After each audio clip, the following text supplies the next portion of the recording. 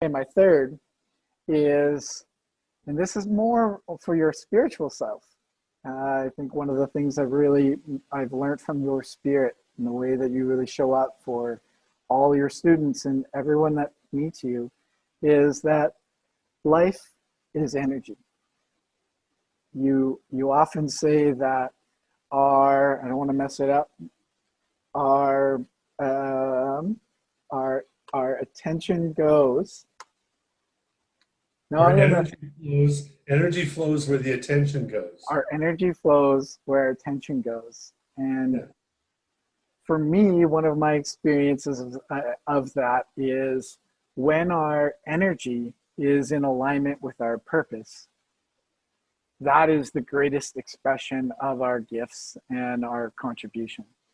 And a side benefit of that is our decisions become so much easier because it's like, does this align with my purpose? Yes or no? If it does, awesome. Then your energy goes there, your attention goes there, and then your energy flows there. So life is energy.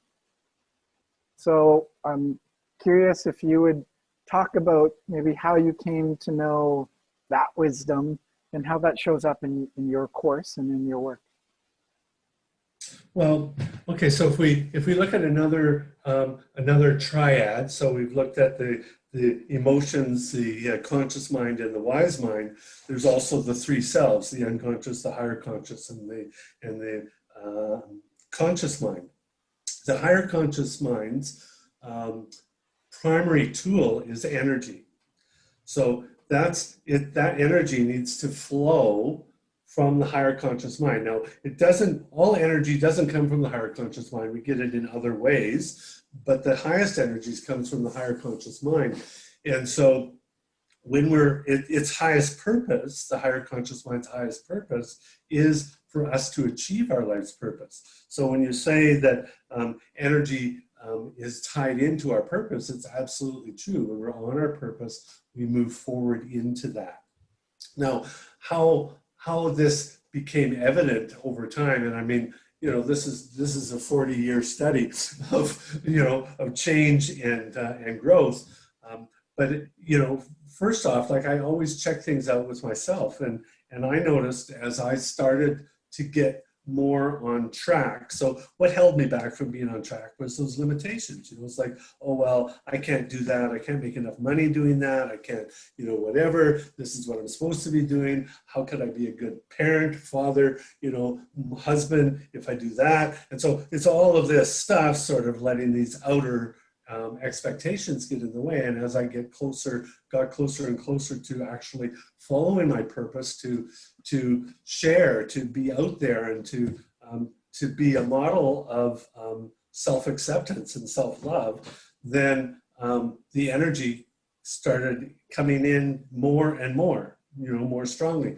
And then so seeing my clients as I reflect that in them, as they start to recognize that they are in fact loving whole beings, and that there's not that negative limitations or shields, those aren't necessary, then their energy started flowing. And so out of that, what I found was that because we're a physical being as well as an emotional being and spiritual being, the physical sometimes is slower.